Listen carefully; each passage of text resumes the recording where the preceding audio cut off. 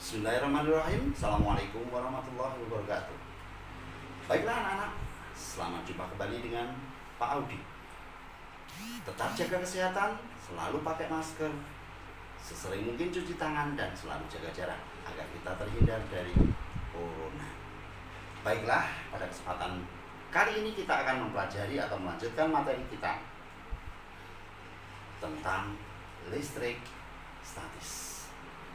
Sebelum kita memulai, marilah kita pahami dulu tujuan apa kita belajar listrik statis.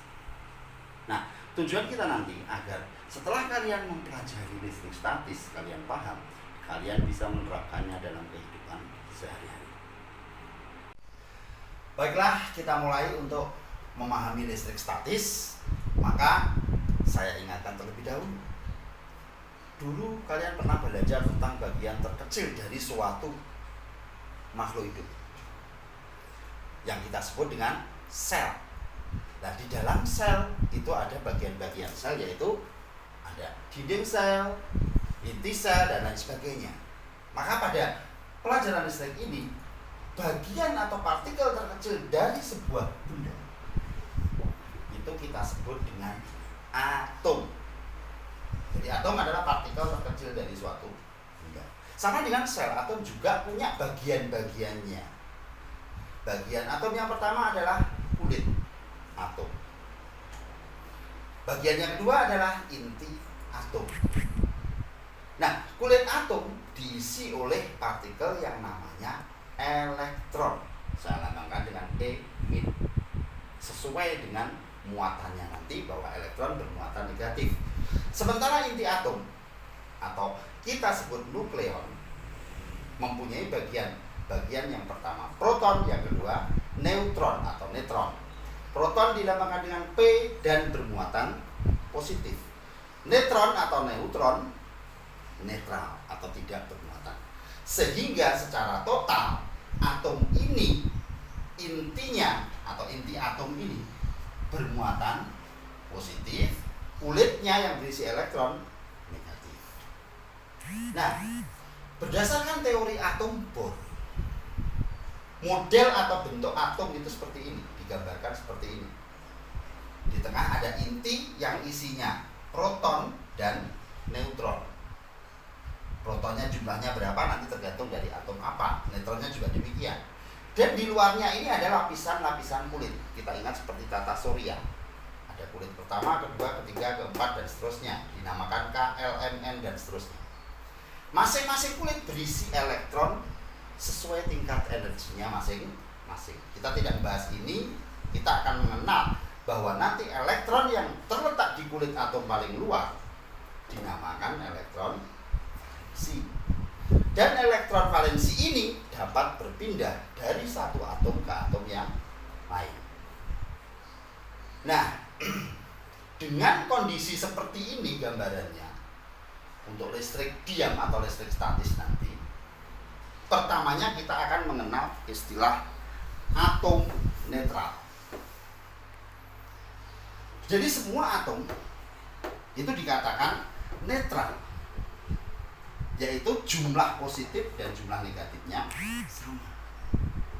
Siapa yang positif dan siapa yang negatif? Positif tadi adalah proton, negatif elektron. Berarti dalam atom yang netral, jumlah proton dan elektronnya sama. Padahal tadi dikatakan bahwa bagian dari atom itu proton, elektron, dan neutron. Siapa yang bisa berpindah? Dia adalah elektron. Berarti nanti atom yang tadinya netral dengan jumlah proton dan elektron sama, karena sesuatu hal bisa mengakibatkan jumlah protonnya menjadi tidak sama dengan jumlah elektron. Nah, atom yang jumlah proton tidak sama dengan jumlah elektron itu dinamakan atom yang bermuatan listrik. Ada dua kemungkinan. Yang pertama, jumlah protonnya lebih banyak dari jumlah elektron. Kenapa kok jumlah protonnya lebih banyak? Karena dia melepaskan elektron atau donor elektron. Kita perhatikan di sini. Ketika di sini jumlah proton dan elektronnya sama, terus elektronnya lepas, maka jumlah elektronnya akan berkurang sehingga lebih banyak jumlah protonnya. Akibatnya dia kekurangan elektron, kelebihan proton. Dan itu disebut atom bermuatan positif. Sebaliknya, atom yang tadinya jumlah proton dan elektronnya sama, ketika dia menerima elektron dari atom lain, maka jumlah elektronnya menjadi lebih banyak dari jumlah protonnya. Akibatnya dia kelebihan elektron, kekurangan proton, dan menjadi atom bermuatan listrik negatif. Kembali lagi ke sini tadi. Karena sesuatu halnya tadi berarti apa? Perpindahan elektron. Jadi atom yang tadinya netral karena perpindahan elektron menjadi atom bermuatan, bisa positif, bisa negatif. Nah, perpindahan elektron sering juga disebut dengan serah terima elektron. Lalu bagaimana caranya? Bagaimana caranya elektron berpindah?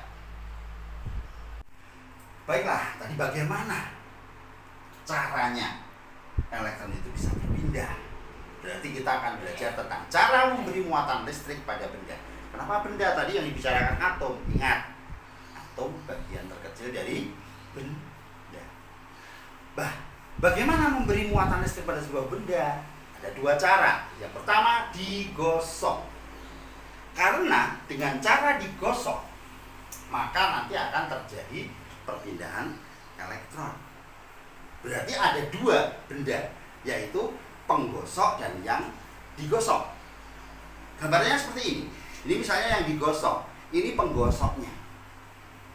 Nah, kedua benda ini digosok agar terjadi serah terima elektron. Seperti ini. Sehingga nanti elektronnya kemungkinannya berpindah, entah dari penggosok ke yang digosok atau dari yang digosok ke penggosok. Sebagai contoh, misalnya saya punya sebuah kaca, ini misalnya. Saya gosok dengan kain sutra. Maka elektron dari kaca akan berpindah ke kain sutra. Akibatnya kaca menjadi positif. Jadi yang perlu diingat, pokoknya ini tadi, kalau dia melepas elektron, maka dia akan menjadi positif. Kalau menerima elektron, dia akan menjadi negatif. Cara mengingat, pokoknya elektron itu negatif. Kalau negatifnya berkurang, maka dia jadi positif. Kalau negatifnya bertambah, maka dia jadi negatif. Ini. Kemudian yang kedua, yaitu diinduksi atau didekati benda yang bermuatan listrik, akan terjadi pemisahan muatan listrik. Jadi bersifat sementara, berbeda dengan digosok tadi. Kalau digosok tadi, elektronnya diberikan. Kalau sudah diberikan, nggak bisa diminta. Kalau di sini hanya sementara. Contoh, ketika sebuah benda yang seperti ini netral, ya, positif dan negatif jumlahnya sama dan tersebar merata, kemudian didekati dengan sebuah benda, misalnya. Benda ini bermuatan positif. Maka di sini nanti akan terjadi pemisahan muatan. Yang bermuatan negatif akan berpindah mendekat ke positif ini. Maka di sini nanti akan terjadi seperti ini. Negatifnya akan berkumpul di sebelah sini. Positifnya berkumpul di sisi ini. Inilah yang disebut dengan pemisahan muatan listrik. Apa yang terjadi seandainya ini dijauhkan lagi? Nah, ini dijauhkan lagi, ini akan kembali netral, tersebar merata lagi. Itu yang namanya induksi sementara.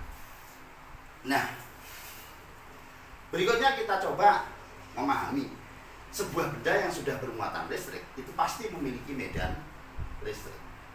Adalah daerah di sekitar benda bermuatan listrik yang masih dipengaruhi oleh gaya listrik. Gambarannya seperti apa? Misal saya punya benda positif. Didekati dengan sebuah benda juga positif. Maka ketika didekatkan pada jarak tertentu, dia baru bisa terjadi gaya listrik. Entah gaya itu ada dua, entah gaya tolak atau gaya tarik. Di SD dulu sudah.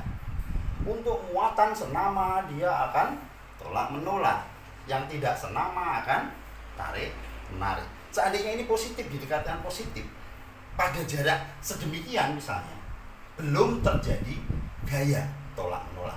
Tapi semakin dekat pada jarak tertentu dia akan tolak menolak. Berarti itu sudah masuk di dalam medan listriknya. Kemudian garis gaya listrik adalah garis radial yang menunjukkan arah medan listrik. Di mana medan listrik itu punya arah, ditunjukkan dengan garis gaya listrik berupa garis khayal saja. Contoh garis khatulistiwa itu kan juga garis khayal. Tidak ada di khatulistiwa itu ada garis seret, ada garisnya kan tidak ada. Nah, garis gaya listrik digambarkan seperti ini. Kalau positif arahnya keluar dari muatan itu. Kalau negatif masuk. Sehingga gaya listrik yang ada dua macam tadi, gaya tarik menarik antara muatan yang berbeda, digambarkan seperti ini. Garis gaya listriknya tersambung. Sementara yang tolak menolak, muatan sama, misalnya plus dengan plus, seperti ini. Garis gayanya keluar dan garis gayanya tidak bertemu atau tidak menyatu.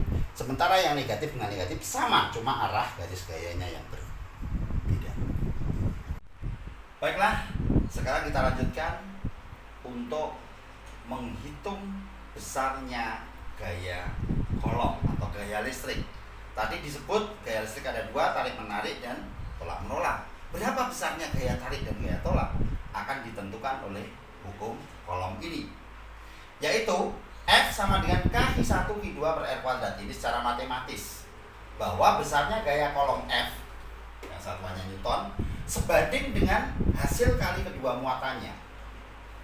Hasil kali kedua muatan. Dan berbanding terbalik dengan jarak kedua muatan. K adalah tetapan kolom, besarnya seperti itu, satuannya seperti itu. Nah, kalau diibaratkan dengan gambar, diumpamakan gambar, misalnya, saya punya dua buah muatan, saya gambarkan di sini. Ukurannya segini, jaraknya segini. Kalau muatannya sejenis berarti nanti tolak menolak, tak sejenis tarik menarik. Berapa? Nah, plus dengan min. Berapa gaya yang muncul? Berarti ini ada Q1, Q2 dikalikan. Berarti kalau Q1 dan Q2 sebanding dengan F, semakin besar muatannya, gayanya juga semakin besar sebanding dengan hasil kalinya. Kalau muatannya diperkecil, semakin kecil, dikalikan, maka F-nya juga ikut semakin kecil. Itu namanya sebanding. Berikutnya F berbanding terbalik dengan jarak. Jaraknya mula-mula sekian. Dekat, cukup dekat. Menghasilkan gaya seperti itu. Kira-kira kalau jaraknya didekatkan, gayanya makin besar kecil? Makin besar, karena berbanding terbalik dengan kuadrat jarak. Jarak makin kecil, berarti gayanya makin besar, bahkan dengan kuadratnya. Nah, untuk mengerjakan soal ini nanti, kalian harus ingat matematikanya tentang operasi bilangan berpangkat. Contoh 10 pangkat A kali 10 pangkat B, maka akan jadi 10 pangkat A plus B. Jadi pangkatnya ditambahkan kalau dikalikan. Kalau dibagi, dikurangi. Kalau dipangkatkan lagi, dan seterusnya. Ini materi kelas 8 kalau misalnya di matematika. Contoh soal. Dua buah muatan masing-masing bermuatan plus 6 mikrokolom. Hati-hati ini. Dan min 4 mikrokolom. Kesimpulannya berarti muatannya bagaimana? Berbeda. Berada pada jarak 2 cm. Tentukan jenis gaya serta besarnya gaya listrik yang terjadi. Mula-mula diketahui pasti. Ada Q1 plus 6 mikrokolom. 1 mikrokolom itu adalah 10 pangkat min 6 kolom. Sehingga tadi konversi satuan kelas 7. Nah, mikro dijadikan mikrometer dijadikan meter. 10 pangkat min 6. Q2 min 3 mikrokolom. Min 4 ya.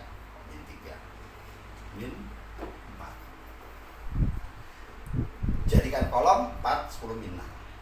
Jarak 2 cm harus dalam satuan meter, dikalikan 10 pangkat min 2. Saya tidak usah membahas satuan, saya anggap kalian sudah mampu.